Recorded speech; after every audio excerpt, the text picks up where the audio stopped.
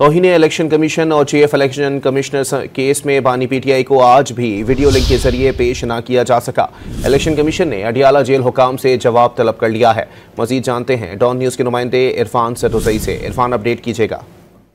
जी, बानी पीटीआई के खिलाफ इलेक्शन कमीशन और चीफ इलेक्शन कमिश्नर केस की समाअत मेंबर निसार दुरानी की सरबराही में 3 रुकनी बेंच ने की और बानी पीटीआई को आज भी वीडियो लिंक के जरिए पेश न किया जा सका।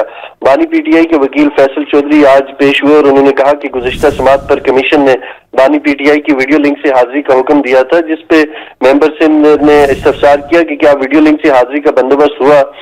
हुकाम इलेक्शन कमीशन ने बताया कि हमारी तरफ से इंतजामात मुकम्मल है, जेल की तरफ से वीडियो लिंक एक्टिव नहीं हुआ और हमारा स्टाफ भी वहां पर मौजूद है। ये भी बताया गया कि जैमर्स की वजह से राब्ता नहीं हो पा रहा और जेल हुकाम बिल्कुल ताबन नहीं कर रहे, जिस पे बानी पीटीआई के वकील फैसल चौधरी ने कहा कि मेरा ख्याल है कि बानी पीटीआई को वीडियो लिंक पर नहीं आने दिया जाएगा क्योंकि उनकी तस्वीर और बयान चलाने पर गैर एलानिया पाबंदी है। अगर वीडियो लिंक से हाजिरी नहीं होती तो कमीशन बानी पीटीआई को यहाँ तलब करे। वकील इलेक्शन कमीशन ने कहा कि कोई तकनीकी मसला हो सकता है, बानी पीटीआई को वीडियो लिंक के जरिए पेश न करना दानिस्ता नहीं लगता। मुलजिम की हाजिरी के बगैर शवाहिद रिकॉर्ड नहीं हो सकते, जिसपे बानी पीटीआई के जो वकील फैसल चौधरी हैं उन्होंने कहा कि अमाल का जो दारोमदार है वो नियतों पर है।